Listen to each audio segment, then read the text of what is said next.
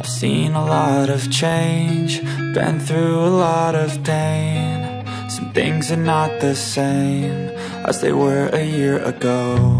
বাংলাদেশ ১,৪৭,৫৭০ বর্গ কিলোমিটার বা ৫৭,০০০ বর্গমাইল আয়তনের এই দেশটির রাজধানী ঢাকা।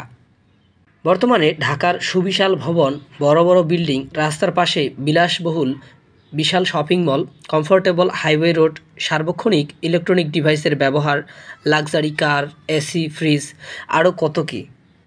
কখনো কি ভেবে দেখেছেন আপনি যেখানে বসে এই ভিডিওটি দেখছেন তার আশপাশটা কেমন ছিল ১০০ বছর আগে?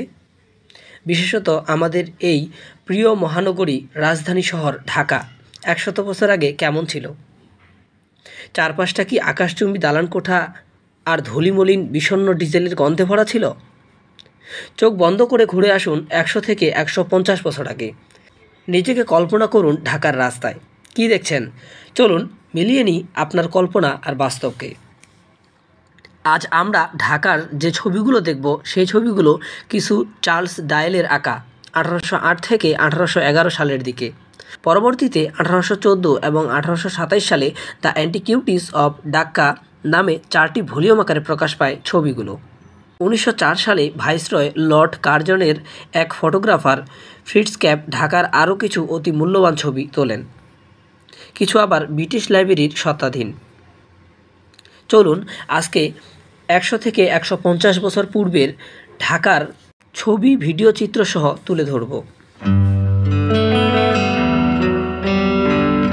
লালবাগ কেল্লা। লালবাগ কেল্লা মোগল সাম্রাজ্যের অন্যতম নিদর্শন। এটা যত না সামরিক কাজে ব্যবহৃত হতো তার চেয়ে বেশি ব্যবহৃত হতো মোগল নবাবদের বাগানবাড়ি বা অবকাশ যাপন কেন্দ্র হিসেবে।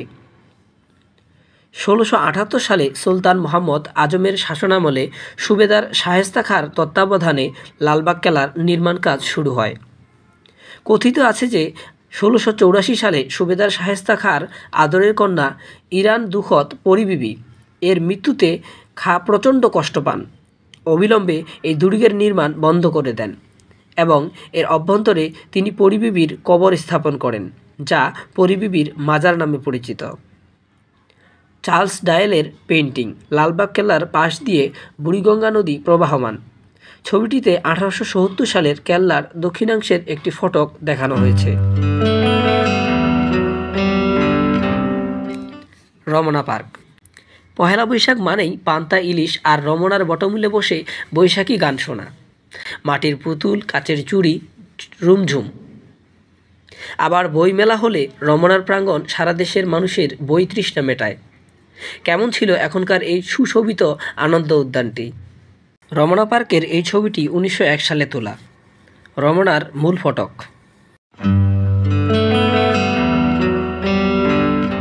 পুরান ঢাকার ইফতারি মানেই চকবাজারের ইফতারি। পুরো রমজানে একবার হলেও চকবাজারে ঢু মেরে আসতে হয় নগরবাসীর। হরেক রকমের লোভনীয় খাবারের আখড়া এই চকবাজার। কিন্তু এই চকবাজারেই একসময় কৃতদাস কেনাবেচা হতো। মোঘল আমলে এটা ছিল দাস ব্যবসা এবং লোকজনের আড্ডার কেন্দ্রবিন্দু। এখন যে ছবিটি দেখতে পাচ্ছেন এটিও শতবর্ষী পুরনো চকবাজারের ছবি। ঢাকা কলেজ। অনেক ইতিহাসের সাক্ষী এই ঢাকা কলেজ। ১৮৪১ সালে উপমহাদেশের প্রথম আধুনিক শিক্ষা প্রতিষ্ঠান হিসেবে প্রতিষ্ঠিত হয় এই ঢাকা কলেজ। হিন্দু কলেজের শিক্ষক এবং কেমব্রিজ বিশ্ববিদ্যালয়ের ছাত্র জে আয়ারল্যান্ড ঢাকা কলেজের প্রথম অধ্যক্ষ। বর্তমানে ঢাকা কলেজ উচ্চ মাধ্যমিক পাঠ্যক্রমের সঙ্গে সঙ্গে স্নাতক ও স্নাতকোত্তর পর্যায়ে ১৯টি বিষয়ে শিক্ষাদান কার্যক্রম চালু রয়েছে। ছাত্রদের জন্য ঢাকা কলেজের 7টি ছাত্রাবাস আছে। ঢাকা কলেজের এই ছবিটি শতবর্ষী পুরনো। চার্লস ডায়েলসের অঙ্কিত ছবি এটি ১৮৭২ সালে। Dhaka college campus. ঢাকেশ্বরী মন্দির। ঢাকেশ্বরী মন্দির নৈমানশৈলী দেখে ধারণা করা হয় যে এটা পূর্বে বৌদ্ধ মন্দির ছিল, পরবর্তীতে যা রূপান্তরিত হয় হিন্দু মন্দিরে।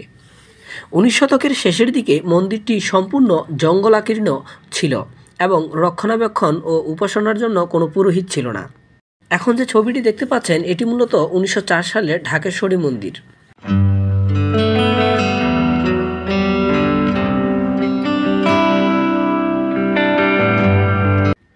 সলিমুল্লাহ মেডিকেল কলেজ বা মিডফোর্ড হসপিটাল। 1820 সালে Dhaka collector sir Robert Mitford Buriganga নদীর তীরে এই হাসপাতালটি তৈরির উদ্যোগ নেন। ঢাকায় কলেরার ব্যাপক মহামারী দেখে তিনি অত্যন্ত ব্যথিত হন এবং এই মেডিকেল কলেজ প্রতিষ্ঠা করেন। মূলত 1962 সালে এটি মেডিকেল কলেজের রূপ নেয় এবং ঢাকার নবাবদের দানশীলতার প্রতি সম্মান জানিয়ে পরবর্তীতে এর নাম রাখা হয় স্যার সলিমুল্লাহ মেডিকেল কলেজ।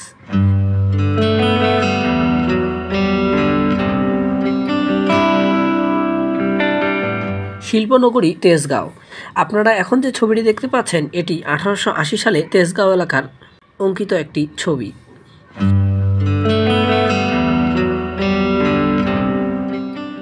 এখন যে ছবিটি দেখতে পাচ্ছেন এটি হচ্ছে ধলাইখালের স্টিল ব্রিজ বা লোহার ব্রিজ।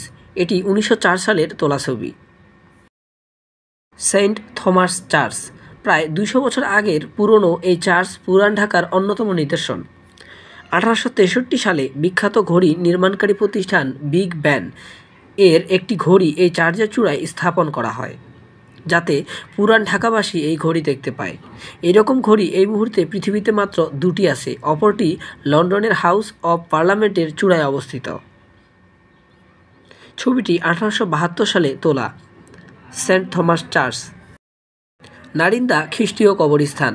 সম্ভবত 17 শতকের প্রথম দিকে এই কবরস্থানটি গড়ে ওঠে। এর সবচেয়ে পুরাতন এপিটাফটি 1725 সালের, কারণ তখন থেকেই ঢাকায় পর্তুগিজদের আগমন ঘটেছিল। এখানে খ্রিস্ট সম্প্রদায়ের জন্য এই সমাধিভূমির পাশেই ঢাকায় প্রথম গির্জা প্রতিষ্ঠা করা হয়। এর অবস্থান ওয়ারিতে বলদা গার্ডেনের বিপরীতে রাস্তার ওপারে। নারিন্দা খ্রিস্টীয় কবরস্থান, এটি 1875 সালের অঙ্কিত একটি ছবি। আপনারা এখন এই মুহূর্তে যে ব্রিজটি দেখতে পাচ্ছেন এটি আপনাদের অত্যন্ত সুপরিচিত তুরাগ নদীর তীরের টঙ্গী ব্রিজ।